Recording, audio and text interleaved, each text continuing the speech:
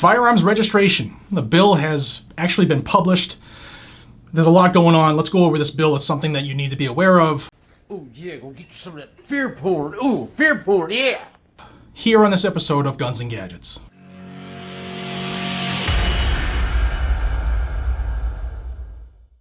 Now, just so everybody knows, I wasn't going to pick on Jared today. I was going to let this one slide by. I sent a text message to Cutterboy32 today. Yes, a text message from my phone. Text. Not an email, not a comment, a text. I know the big guys. I know the big guys. Anyway, and I also sent an email to Mr. Guns and Gadgets business account for business inquiries because I have business to take care of with him.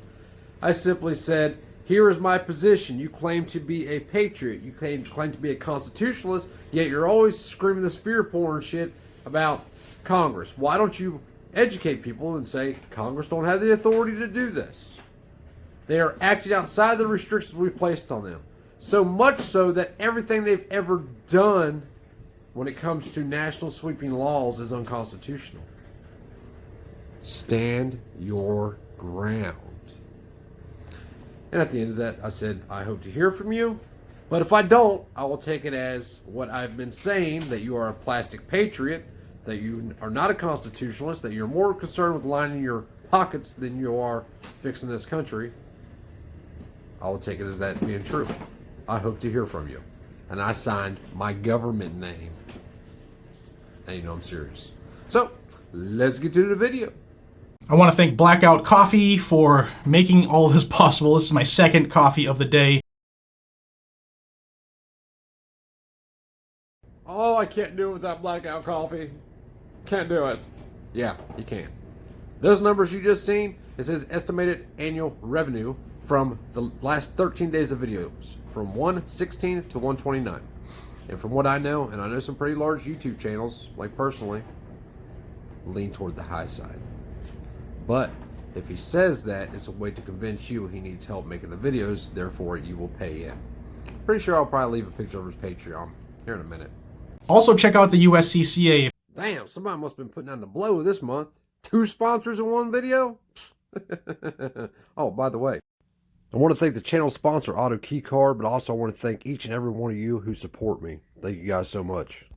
HR 127. It's a bad one, guys. I mean, I told you back then that we should be concerned about this bill, but there's more to it other than registration.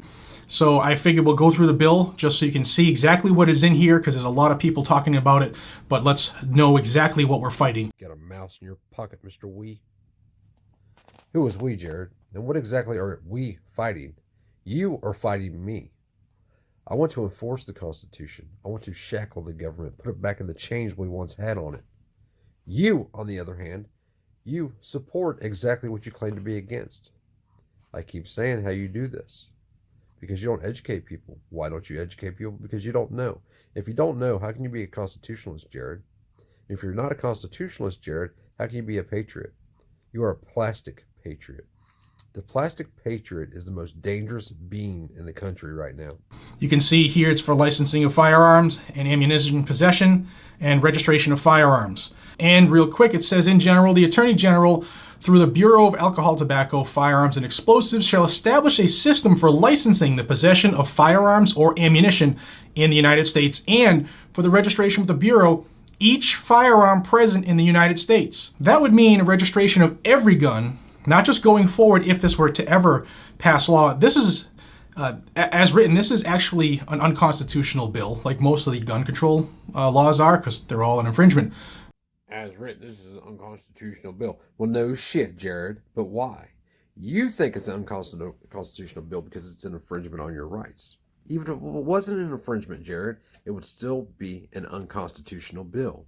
Why? Because Article 1, Section 8 is the 18 specific powers the people granted government, that I granted government, that you granted government, that Sheila down the block granted government. Together, collectively, those are also the 18 specific powers that we granted government. And if you read those 18 specific powers, what is the jurisdiction of the federal government? Article 1, Section 8, Clause 17. The 10 miles square we now call D.C. will be the legislative seat of the government. And it should have sole executive legislative authority over that land. And any land purchased from the many states by the federal government with the consent of the state legislatures, it shall have the same executive power there. It's not worded that way, but it's close.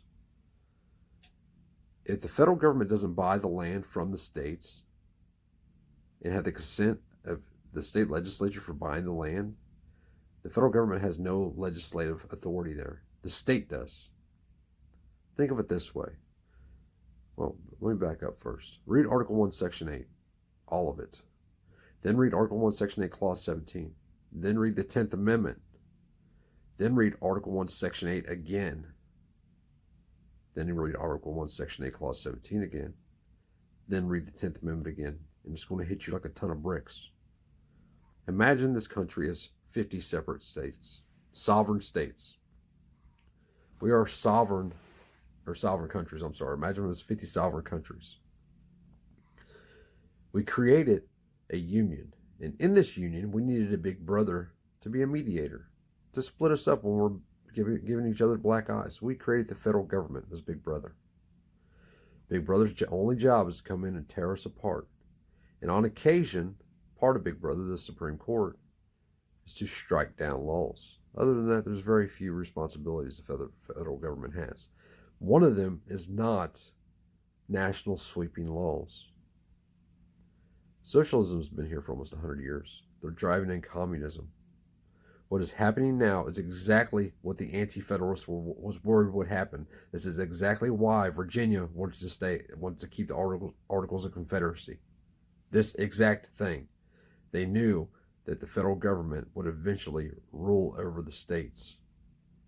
Listen to the Anti-Federalist Papers. Go right now, just put Anti-Federalist Papers in the search engine on YouTube and listen to it.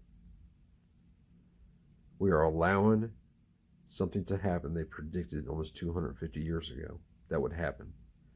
Thanks to the Anti-Federalists, the Bill of Rights came to be. The 10th Amendment especially. They believed the Constitution without a Bill of Rights gave the government far too much power, with only those 18 specific powers. And they were right. In the Federalist Papers, repeatedly, James Madison, Alexander Hamilton, the people will have arms. The people will pick up arms. Our federal government is way, way, way outside of the restrictions we placed on it. It's policing agencies, Congress passing national sweeping laws, the governors allowing these laws to be enforced within the state. So they're all in on it. They're all either ignorant of the facts, which means they shouldn't have the positions they do, or they're in on it and they're lying in their pockets. Either way, they don't need to be there. They need to be removed from their seats. We need to do recalls on every governor in the country. That is what we need to do. People keep asking me what we need to do. That is what we need to do. We need to recall all of our governors. We need to do it their way as long as we can. There's a point of no return where we won't be able to go back. Have we already passed it? Maybe, probably. In my mind, yes. We will never go back to what it's supposed to be. And it's because people are ignorant of the facts and no other reason. People don't know what a right is. Because of what happened to my son, I get in the conversation all the time with people about what is a right. And from my guesstimation, just from what I've seen on YouTube and other platforms, I would say that 99.5% of the country has no idea what a right is. No idea at all. This is why you hear the patriot having the conversation about whether or not the felon should get their rights back. And you're like, well, wait a second. You just said you were a patriot or a constitutionalist. What do you mean get your rights back? You can't lose your rights. Well, yeah, you can when you go to jail. Really? You lose your right to speak freely or praise whatever God you want to praise? Practice your religion? No. Can they quarter troops in your home in a time of peace? No. Do they have to get a search warrant to enter your home outside the jail? Well, yeah. Do you have the right to keep your mouth shut and not incriminate yourself? Well, yeah. Do you have the right to an attorney? Yeah. Do you have the right to a trial? Yeah. Do you have the right to be free from cruel and unusual punishment? Yeah. So, what do you lose again? They become so indoctrinated with what they've been told. The facts don't matter. Put it right in front of their face and say, look, it's right here. It's written down. Rights are unalienable. Look up the word unalienable and see what it means. Never without. Do you not think they didn't have criminals in the 1770s, 1780s, 1790s? Yes, they did. But they knew that freedom was dangerous. And it's worth it. It's worth the danger. We shouldn't be worried about getting the guns out of the hands of criminals. We should be worried about protecting ourselves. The ones who want to control you are some of the most dangerous. But the ones who want to control you through what they support and what they recognize as constitutional, legal, or even authority are even more dangerous because they believe they're on your team. Jared really believes that he's a constitutionalist. Ask him what the Ninth Amendment restricts government from doing. Tell him not to cheat. See what he says. The only way we can make it through this free, if we can do it at all, is together. I keep getting asked, what are we going to do? What can we do? I think the best thing we can do is look for a big plot of land, figure out how to purchase the land, figure out how to parcel the land, and everyone there put in the work. I'm a mechanic. I can build anything. Don't care what it is. I can weld. I can fabricate. I can build houses. I can do wiring in houses. Not electrical computers, though. Keep me away from that shit. Electrical houses. Yeah. 110, 220, 240. Yeah, I got that. I know people that are in our group that can garden, teach other people how to garden. We have people that farm or have farmed as children that know how to raise animals. We can do this. The most important thing for the men is getting our families safe. Figuring out a way to keep them safe.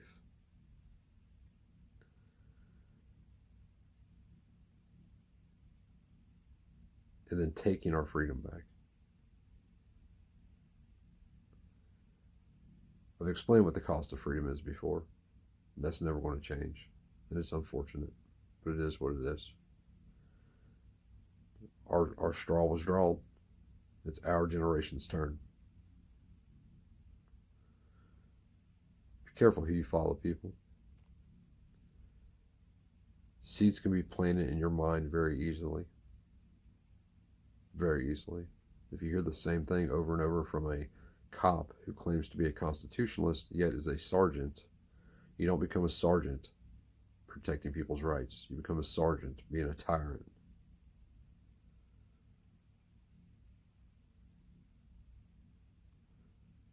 They've already started the war. Civil war has already started. I wouldn't even call it a civil war. I would just call it a war against freedom. There's so many factions. There's so many groups. Realistically, the group that wants to be free is less than 0.5%. Because if I hit a reset button right now, that could take us back to day one of the Constitution being signed. Day one. If I hit the button, before my finger came off the button, we would be 98% back to where we are right now. because people know so little about our founding documents. They know so little about their own restrictions on government. They can't understand it. They don't understand that the Constitution is my personal restriction on government. So when the government says, hey, you can't own whatever, a bazooka, because we said so. Well, government, here's our contract. I said a well-regulated militia is necessary for the security of a free state. The right of the people to keep and bear arms shall not be infringed. I said that. You said the same thing. Like I said, Sheila down the street said the same thing. And collectively, we said the same thing. We, the people, as individuals, that's not a group. That document is our own document. Each one of us. It represents just as if each one of us handed the government the same document. That's what it represents. The government has no more right to infringe on, no more authority to infringe on my rights as it does yours. But if I don't care about your rights, and if I let them infringe on your rights, mine are next. And that's where we're at right now. Everything you're seeing right now started with the NFA. Probably actually started before then, but it really kicked off with the NFA and felons not having firearms. That's why I harp on felons so much, because people are too blind to see. They've been so indoctrinated they don't see that if we make it okay for government to take this person's rights, to take them, that means they are privileges. And it was only a matter of time before government took our privileges. And that's what they're doing now. Wake up, people. Run into the fight.